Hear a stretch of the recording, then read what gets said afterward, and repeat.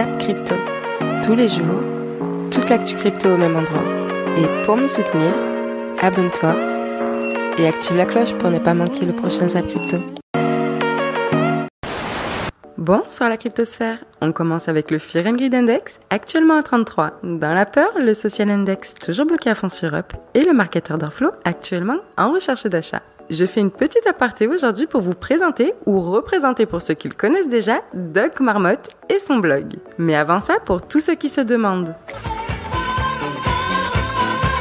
Doc nous a fait un tweet spécial Lady Crypto, alors n'hésitez pas à les follow si leur contenu vous plaît. Vous pouvez également retrouver plein d'astuces et de news sur son blog, je vous laisse le lien en description, ainsi que sa chaîne YouTube. Et oui, c'est une marmotte très polyvalente dont le contenu vaut le détour. Et pour finir, je tenais à le remercier publiquement pour nous avoir fait une place sur son blog depuis quelques semaines maintenant, où chaque nouveau Zap Crypto se retrouve en une. Alors un grand merci à toi Doc pour ce geste et pour tout le travail de fourmi que tu fais au sein de la cryptosphère. Allez, je vous souhaite une excellente vidéo, c'était Zap Crypto.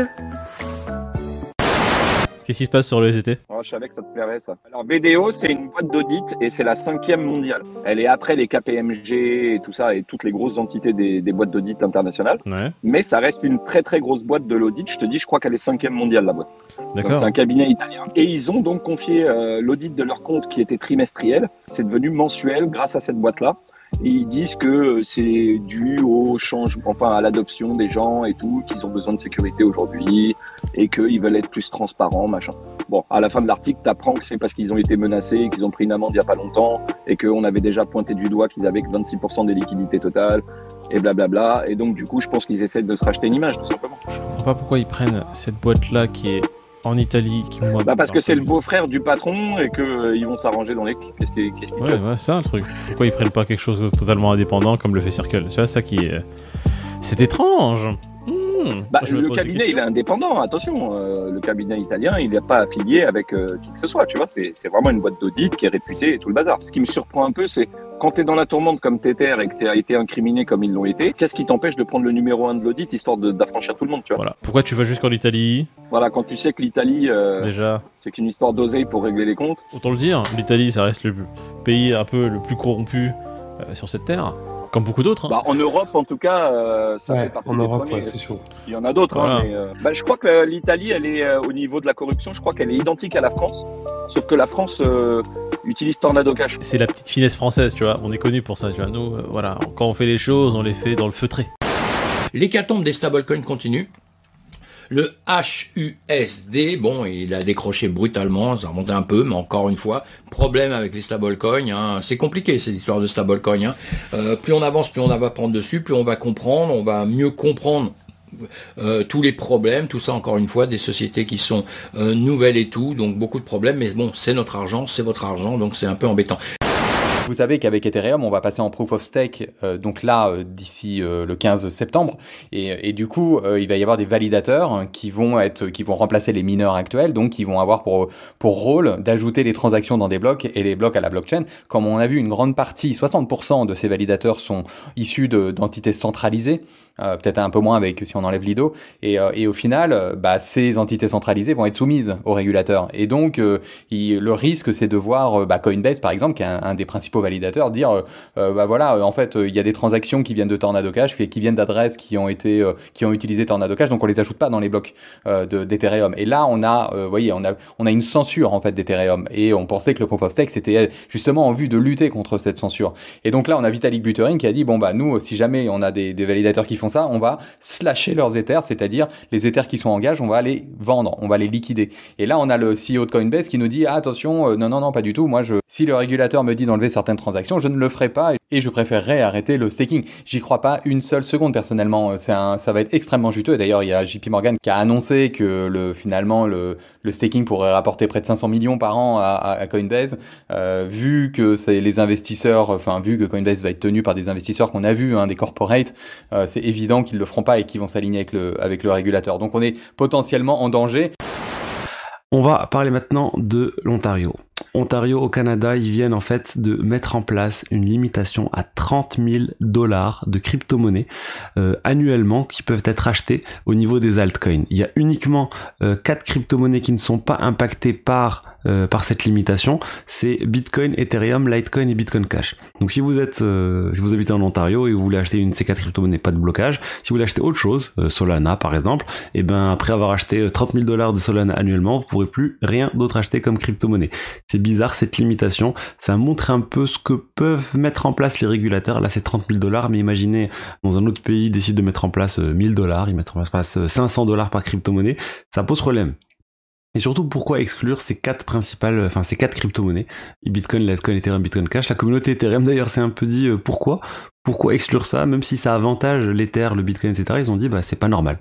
Et c'est ce que Vitalik en fait a commenté. On en vient à l'information sur Vitalik. C'est ce que Vitalik a commenté en disant moi je suis content que la communauté Ethereum se rebelle un peu face à ce blocage à l'Ontario qui privilégie quand même Ethereum. Et là on lui répond mais s'ils avaient il y a quelqu'un qui dit s'ils avaient restreint XRP, moi j'aurais rien dit. Et là Vitalik dit XRP a perdu son droit à la protection lorsqu'ils nous ont vraiment cassé en disant qu'on était contrôlé par la Chine. Parce qu'en fait, il faut savoir que XRP, pour se défendre vis-à-vis de la SEC, donc l'autorité des marchés financiers aux USA, il y a un procès entre XRP et la SEC actuellement. La SEC considère que les tokens XRP sont des securities, donc qui sont sous la juridiction de la SEC. XRP pense que non. Eh ben, XRP a dit que Bitcoin et Ethereum, c'était des cryptos qui étaient contrôlés par la Chine. Enfin, moi, ça me fait toujours un peu rire quand j'entends l'Europe un peu parler de crypto-monnaies, de monnaie numérique des banques centrales. Encore une fois, on nous sort les monnaies numériques des banques centrales, seule solution pour préserver le système monétaire selon la BCE. Donc ça, je comprends pas trop. Après, lisez cet article, vous verrez, c'est assez intéressant. Je trouve qu'en Europe, on s'intéresse très très peu. Tous les gens qu'on entend un peu parler, on a vraiment le sentiment qu'ils y comprennent absolument rien du tout. Et par contre, on sort la réglementation. Un peu bizarre à comprendre, mais voilà, c'est comme ça. Et lisez cet article si ça vous intéresse. En tous les cas, moi, ça me fait plutôt délirer la position de l'Europe qui ne cherche pas à acquérir du savoir, mais tout de suite réglementer, essayer de transformer les marchés, d'avoir un impact. Mais bon, je pense que c'est plutôt pour moi, c'est du blabla. De Documenting Bitcoin qui nous parle du prochain halving pour le Bitcoin qui aura lieu d'ici 625 jours et ils nous disent qu'en effet donc cette prochaine réduction de moitié ou également appelée halving donc en fait le nombre total de Bitcoin distribué aux mineurs par bloc sera réduit de moitié par programmation, donc ça c'est donc le halving. Et donc actuellement les mineurs donc reçoivent 6,25 Bitcoin par bloc miné, enfin se partagent ce montant, et au prochain halving dans un peu plus de 600 jours ça passera donc du coup à 3,125 Bitcoin, soit une récompense divisée par 2, et généralement à chaque halving on a effectivement un cours du Bitcoin qui évolue assez fortement à la hausse. Donc en l'occurrence on pourrait penser que d'ici 1 an et demi, 2 ans on pourrait avoir le prochain bull run, même si bien sûr ça ne reste qu'une hypothèse puisque les performances passées ne présagent pas des performances futures. Effectivement, acheter du Bitcoin à 23 000, si c'est pour le revendre dans un mois et faire une culbute, oui, c'est pas sûr que le Bitcoin il aille au-dessus. Voilà, donc là, posez-vous la question. Maintenant, j'entends par là la question DCA. Donc pour moi, quand tu fais du DCA, c'est pour une vision ou un horizon long terme, ou minimum moyen terme. Donc, c'est pas pour te dire dans un mois où sera le Bitcoin, est-ce que j'ai fait moins 30% ou est-ce que j'ai fait plus 30%. Si tu es sur un horizon de temps moyen ou long terme, et ben dans ces cas-là, acheter du Bitcoin à 23 000 en ayant comme optique d'attendre le prochain mouvement haussier du Bitcoin, mais mec, c'est que bénéfice. Moi, je sais que je suis en ordre automatique sur Binance, toutes les semaines, boum, et puis... c'est pas plus mal, tu t'enlèves une prise de tête quelque part.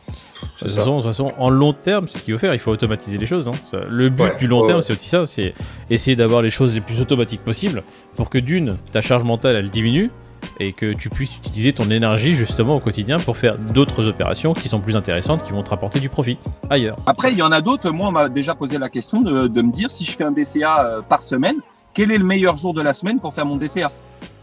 Tu vois, il y en a qui vont pousser la réflexion jusque-là. Allez, alors, tu fais ton DCA lundi. On n'est pas des conseillers financiers. Hein. Tu veux faire un DCA pour essayer de trouver ça le plus bas possible.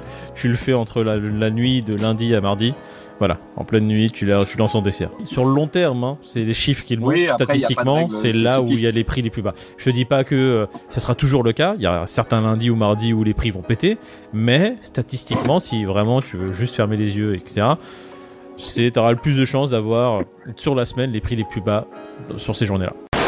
Monnaie Radar qui me dit alerte, l'inflation record 8,9% en Europe tout simplement. Donc nous en France on s'en sort mieux 6,1%, mais attention, il y a un bouclier qu'on a fait sur l'énergie, il y a eu du pognon donné pour lutter contre la hausse d'énergie, donc nous c'est une fausse inflation. Normalement on est beaucoup plus haut, d'accord? Et donc là, l'énergie en Europe ça pue. Ça pue énormément. L'Allemagne, eux, ça pue vraiment gigantesquement. Et l'Allemagne, je te rappelle que c'est un des plus gros exportateurs d'Europe. C'est un peu la tirelire de l'Europe, l'Allemagne. Hein. Si l'Allemagne n'est plus là, l'Europe a du mal à rentrer du pognon.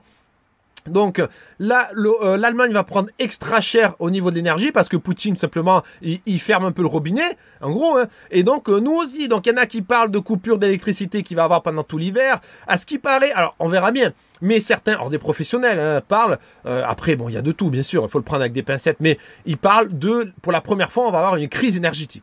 Crise énergétique en Europe où on aura des coupures et on aura des coupures qui vont être faites manuellement parce qu'on n'aura pas le choix. Donc, alors moi, si jamais quand une coupure d'électricité que Internet marche pas, je suis dans le coin d'une pièce et je suis en PLS et je suis en train de pleurer jusqu'à qu'Internet et l'électricité revient. Ça va être atroce. Bon. Ici, Alf qui nous partage. Donc ça, c'est une boîte italienne. Donc en juillet 2021, ils ont payé 120 000 balles d'électricité. Et en juillet 2022, 978 000 balles. Quasi 1 million. Donc là, on est sur quoi? Du x7, x7, x8. Allez, x8, tu vois. Donc voilà. Et donc, si tu veux, je te traduis. Et en fait, dans les mots du propriétaire d'entreprise, il dit « Des vacances en juillet auraient été plus rentables que de gérer mon entreprise avec ses coûts entrants. » Donc voilà. Donc là, c'est vraiment quelque chose de concret sur la hausse vertigineuse du prix de l'électricité et c'est pas fini malheureusement. Bon, c'est normal, on a craché dans la soupe et c'est la soupe qui nous donne l'électricité, donc au moment la soupe, elle nous a dit non. Approchez, mesdames et messieurs, en ce moment, c'est la grande quinzaine de l'euro. Venez saisir votre monnaie préférée à des tarifs défiant toute concurrence. Ne ratez pas cette offre exceptionnelle, car l'euro, je ne vous en propose pas à 1,20$ ni même à 1,10$, mais écoutez-moi bien, je vous le fais pour 1$. Rappelez-vous, il y a juste un an, on en trouvait pour 1,25$ et aujourd'hui, c'est 1$ seulement. Qui dit mieux, mesdames et messieurs? Alors, profitez-en, il n'y en aura pas pour tout le monde. Ou peut-être que si. Le 14 juillet dernier, pendant que les Champs-Élysées étaient rendus à la circulation après le défilé de l'armée, l'euro est même descendu à 99,6$ après une chute face au billet vert de moins 14% en un an et de moins 17,48% sur les 10 dernières années, jusqu'à aujourd'hui. 1 euro pour 1$, une parité parfaite qu'on n'avait pas revue depuis l'apparition de nos pièces et billets il y a plus de 20 ans. D'accord, mais qu'est-ce que ça veut dire exactement? Si vous êtes là, c'est que vous vous êtes posé cette excellente question. L'euro est toujours la deuxième devise la plus échangée dans le monde et chacune de ces variations a un impact sur nos échanges. Euro fort et dollar faible, ou bien l'inverse, ou encore les deux au même niveau, quelles conséquences sur nos vies et sur nos performances économiques? Pour répondre à ces questions, il faut d'abord comprendre ce qui fait varier les cours des devises. Alors aujourd'hui, je vous propose d'aller faire un petit tour sur le marché d'échange, le fameux Forex. En remontant ces courbes, j'en profiterai pour vous expliquer ce qui cloche avec l'euro et nous verrons à quoi nous allons devoir nous préparer.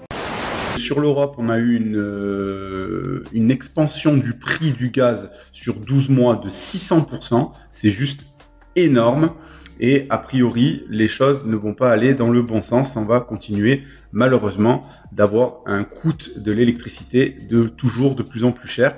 Et en plus, en parallèle, on a notre cher euro qui est capricieux et qui, face au dollar, faiblit.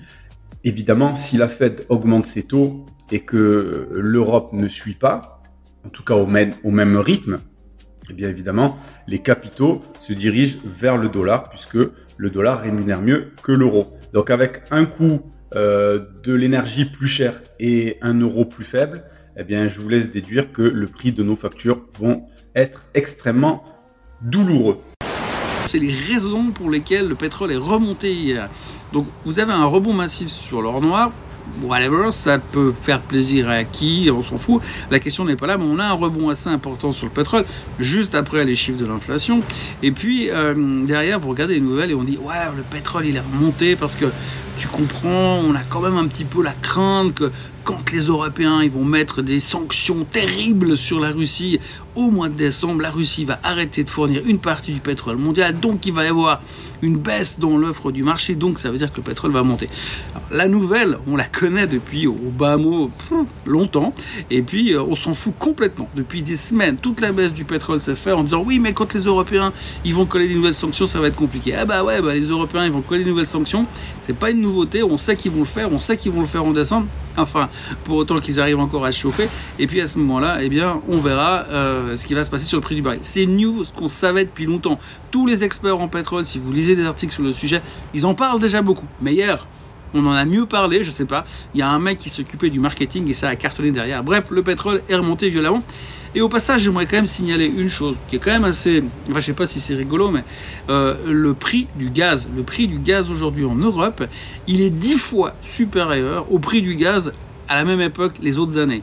Donc 10 fois plus cher, on paye le gaz 10 fois plus cher, au point qu'aujourd'hui, les grandes entreprises européennes sont en train d'importer du diesel, comme ça ils font brûler du diesel pour compenser le gaz qui est devenu beaucoup trop cher.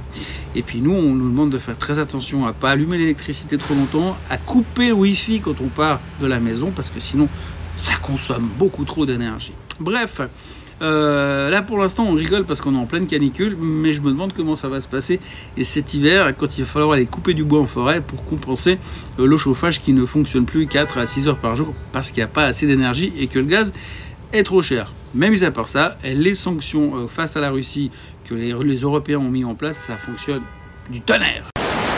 Au niveau du bilan des banques centrales américaines et de l'inflation, donc l'Amérique, tu peux voir, ça fait 6 mois qu'il lutte, donc l'inflation commence à faire quelque chose, peut-être un début d'inversement, mais on n'est pas sûr. Par contre, en zone euro, on est toujours en mode bull run, il n'y a pas de problème de notre côté.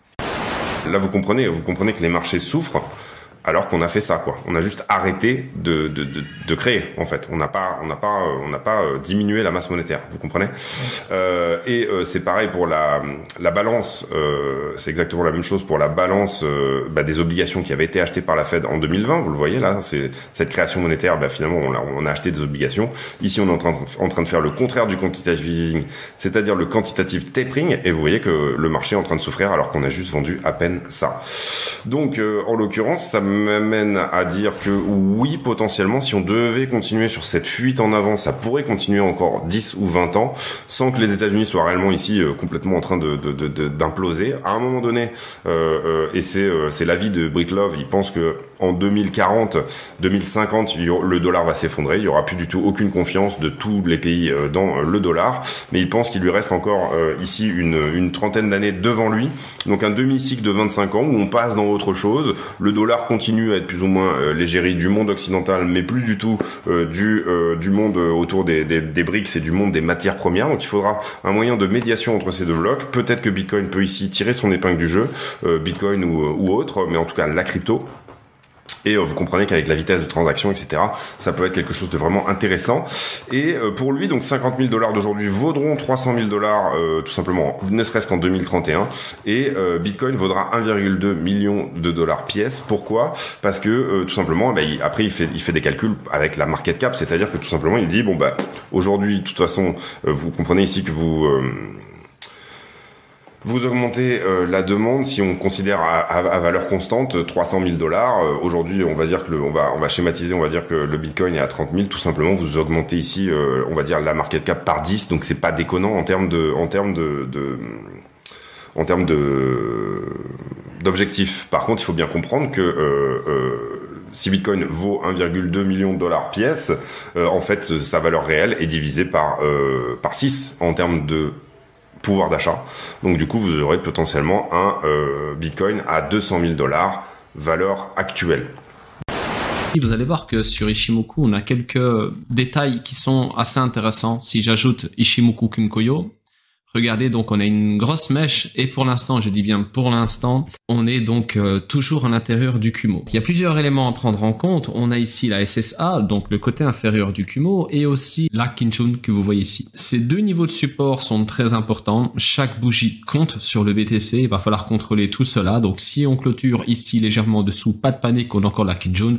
Et si on clôture quelque part ici, on est parti peut-être même pour un petit rebond ensuite, mais il y a de fortes chances, en tout cas les probabilités nous indiqueront qu'on pourrait aller chercher des niveaux très très bas comme 19 500. Alors, je vous explique. Ici, regardez sur RSI, on a eu aussi un petit signal, je vais dire, intéressant en plus du biseau ascendant, c'est ce niveau 61.67. Regardez, on continuait d'évoluer ici avec le chandelier, mais on stagnait sur ce niveau. Donc, on avait plusieurs indicateurs qui nous montraient que les vendeurs allaient se réveiller. Sur le BTC, on va donc attendre de voir un petit peu où les acheteurs vont défendre. Regardez ici, on descend très très bas, donc panic sell. La mèche vient toucher ce niveau de support ici et les acheteurs sont en train de se batailler pour clôturer le plus haut possible, c'est-à-dire au-dessus de la SSA. Ce qui est aussi étonnant, quand on voit un petit peu l'efficiency des marchés là-dedans, c'est que par exemple, après ce range, je me serais attendu à une petite chasse aux liquidités ici, et ensuite on va vers le bas, ça me semblait le plus probable. Et le fait qu'on ne soit pas allé le faire me paraît encore plus bearish. Ça veut dire que, ok, donc maintenant le marché, il a même plus le temps d'aller chercher des liquidations basiques, quoi. Donc ça, c'est encore plus baissier, et du coup, c'est... bon, j'ai bien l'impression que là, le marché nous dit les rats quittent le navire. Hein. Donc, si vous êtes grosse couille et tout, à mon avis, et ce n'est que mon opinion, ce ne sont pas des conseils d'investissement, considérez que c'est la manière dont moi je perds l'argent sur les marchés. Hein. Comme ça sera un bon divertissement pour vous. Mais disons que ma vue probable, c'est que... que pour l'instant c'est pas bullish. Alors oui, on arrive sur des supports ici, mais c'est quand même relativement inquiétant. Le scénario relativement le plus bull qu'on puisse voir ici, c'est hop, on repasse ici, on repousse, on surprend tout le monde. Hein. 5 jours de rouge, on surprend tout le monde. Le marché n'a pas du tout l'intention d'aller chercher les stops évidents. Hein. C'est pas ce que je dis, hein, mais je dis en théorie, si vous pensez que le marché cherche pas à aller chercher les stops évidents, qu'il n'a pas cassé ici cette trendline haussière et tout, allez, dans le meilleur des cas, je dirais que il va nous retenter un retour dans cette zone, et ça c'est s'il y arrive, parce que pour l'instant il est vraiment faible. Hein. Je parle pas de Ethereum qui dès que le Bitcoin se calme, montre des signes de force, mais là ça commence à fatiguer lui aussi, entraîné par le bas. Je dirais, allez, dans le meilleur des cas, on va voir si on reteste ici. Au moindre signe de fatigue, c'est probablement le short de la prochaine jambe baissière pour le mois de septembre. Voilà, le gars qui est vachement bull. Bien sûr, on peut changer d'avis. C'est le graphique qui nous dit. L'art aussi en trading consiste à pouvoir changer de biais rapidement. Lui, le volume profile nous annonce qu'il y a encore du travail à effectuer au sein de ce marché baissier pour avoir comblé tous les trous au niveau du volume profile, et le dernier est aux environs des 12 900 jusqu'aux 17 500 $. Donc là, on voit qu'on a rempli le profile ici parce qu'en fait, on avait un gros trou dans toute cette zone. Là, on a rempli cette zone. La prochaine qui nous manque, elle est ici vers les 17 800, 12 800. Je dis pas que le Bitcoin va aller chercher cette zone, absolument. C'est juste si cette zone ne tient pas, on fait pas ça en fait, bah, il y aura de grandes chances du coup de faire tac, et après tac, pour que le bottom puisse se poser définitivement en hiver 2023. Très probablement. Parce que très généralement, le Bitcoin pose son bottom environ entre 60 et 80 semaines avant son halving. Et là, on est environ... l'halving, c'est environ mars 2024. Donc si on suit la cyclicité précédente, hein, là, on est environ à 82 semaines. C'est environ 70 semaines, environ 70-75 semaines avant l'halving que les bottoms se posent. Donc ça voudrait dire que le bottom pourrait peut-être se poser entre octobre et novembre, et après voilà, le temps de le développer, ça pourrait se faire tout l'hiver 2023 pour peut-être une reprise en printemps 2023. Bon là je spécule beaucoup, Ça dépendra de la tête de la charte, bien évidemment. Mais par contre, en même temps, souvenez-vous qu'on est en train de voir cet énorme signal d'achat qui est en approche. On a le H-Ribbon sur l'hebdomadaire et qui nous dit que le futur s'annonce pas trop mal au final. Et même si ce signal n'arrivera probablement pas la semaine prochaine, on devrait obtenir un indicateur d'ici les quelques semaines qui vont suivre selon moi.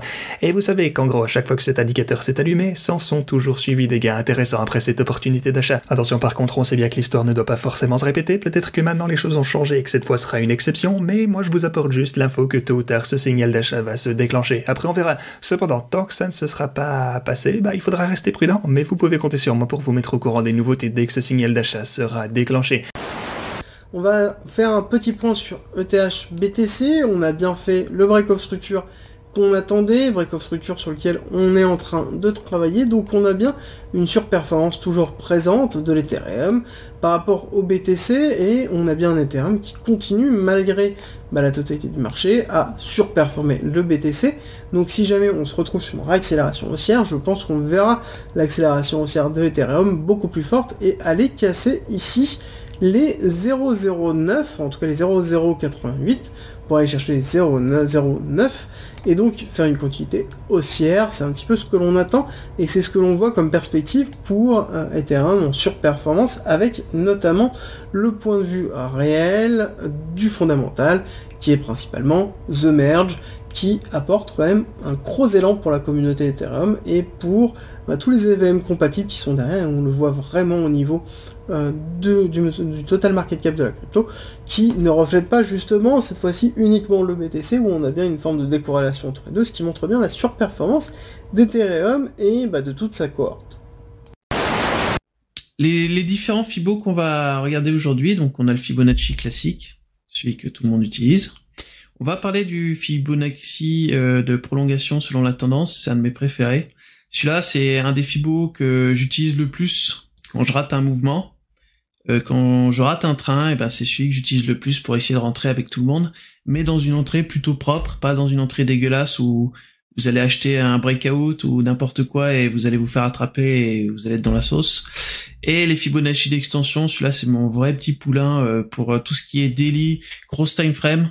Celui-là vraiment très très fort parce que ça permet de voir comment ça s'appelle. Ça permet de voir, on va dire, les fractales du marché. Ça permet de voir les hauts, les bas, et comme le marché fait tout le temps, on va dire, fait des fractales, fait des vagues. C'est intéressant d'avoir les vagues ici. Celui-là, c'est le best pour les vagues en grosse time frame. Je vais vous expliquer tout ça. Donc, on va passer sur le chart. Donc ça sera les 3 Fibos qu'on va regarder aujourd'hui. Alors, quand vous arriverez, là, le jeu, je l'ai mis en qualité médiocre, en qualité très très basse, pour que vous puissiez voir, pour que ça ne bug pas sur la rediffusion. Mais voilà, comme vous voyez, il y a d'autres joueurs, bien sûr, avec vous. C'est un jeu c'est un jeu multijoueur. Alors, il y a plusieurs portails. Bien sûr, là-bas, il y a c'est les magasins en fait. Là-bas, il y a les magasins. Hop. Bien sûr, j'ai coupé le son aussi pour pas que ça soit trop chiant. Là, il y a le magasin où vous pouvez acheter différentes armes et aussi les pioches, mais j'y viendrai après. Vous pouvez acheter des armes et aussi des pioches et des haches et aussi des filets pour farmer d'autres ressources parce que c'est un jeu de farming. Les magasins, c'est là où il y a différents artistes qui donnent des NFT, qui vendent des NFT, mais c'est quelque chose de complètement extérieur au jeu, mais qui fait partie du jeu. Vous pouvez poser des NFT dans le jeu, tout ça, c'est plutôt rigolo. C'est un jeu VR, vous pouvez jouer aussi en VR à ce jeu. Voilà, vous allez là, ce qui vous permet d'aller à la forêt, et la forêt, sur cette map. Et sur cette map, vous avez des arbres, vous avez des plantes. Alors, bien sûr, si vous voulez mettre 0 €, vous commencez par farmer des plantes. Et ces plantes vous donnent de l'XP. Et voyez, là, hop, c'est un NFT qui vient de tomber, en fait. Et en fait, pam, voilà, j'ai récupéré le NFT. Numéro 3, Ethermon. Ethermon est un jeu décentralisé qui vous permet de vous entraîner et de combattre vos monstres préférés. Les monstres dans Ethermon sont appelés Mons. Il existe de nombreux types de mons avec des capacités uniques, des combos et des skins complètement différents que vous pourriez découvrir dans le monde virtuel d'Ethermon, connu sous le nom de l'Etherverse. Pour attraper un mons, vous devrez utiliser un objet spécial appelé Monster Ball. Une fois que vous l'avez attrapé, il est temps de l'entraîner. Vous pouvez entraîner vos mons en salle de sport ou en affrontant d'autres entraîneurs de mons. Au fur et à mesure que votre mons gagne des combats, il montera de niveau et deviendra plus fort. Quand votre mons sera assez fort, vous pourrez relever l'ultime défi, la Ligue Ethermons. La Ligue Ethermons est un tournoi où les participants s'affrontent pour devenir le futur champion. Pourriez-vous devenir le futur champion Ethermon ? Ethermon est plus qu'un jeu, c'est une communauté. Il y a de nombreux entraîneurs autour du monde et vous pouvez discuter avec eux en temps réel grâce à la fonction du chat. Alors qu'attendez-vous pour commencer votre voyage aujourd'hui ? Attrapez-les tous. Et ce qui est intéressant aussi, c'est que le jeu, les règles du jeu ont été créées par monsieur Richard Garfield. Je te l'avais expliqué la dernière fois. C'est le monsieur qui a tout simplement créé les cartes Magic. Donc c'est vraiment un pionnier au niveau des jeux de cartes, au niveau des règles, et c'est lui qui a constitué les règles du PVP pour Blockchain Brawler. Donc le menu va être constitué de cette façon. Tu peux voir qu'ils ont, on a une toute nouvelle vidéo à vous présenter. Les brawlers seront représentés directement en début de partie, donc après ils vont s'affronter. Donc là tu peux voir les NFT qui seront modélisés, et donc le menu va ressembler à ça.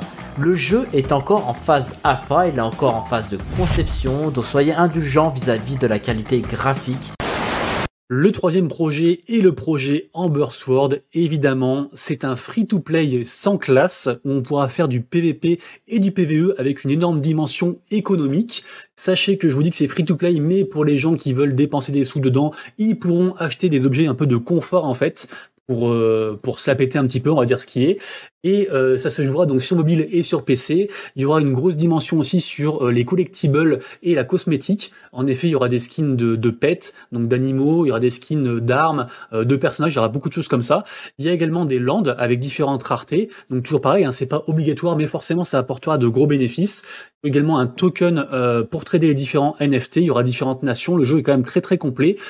Il se trouve actuellement sur la blockchain Polygon, mais sera bientôt sur Immutable X. Et vous savez que j'aime beaucoup le layer 2 de ETH, Immutable X, qui du coup sera là pour la sortie du jeu, qui devrait du coup se faire environ fin d'année également.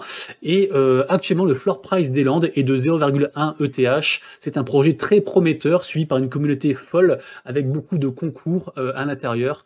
Et du coup j'ai hâte que ça sorte. Alors, ce zap t'a plu ? Dis-moi en commentaire quelle est l'actu qui t'a le plus intéressé. Et si tu as manqué les actus d'hier, retrouve juste ici le zap crypto de la veille.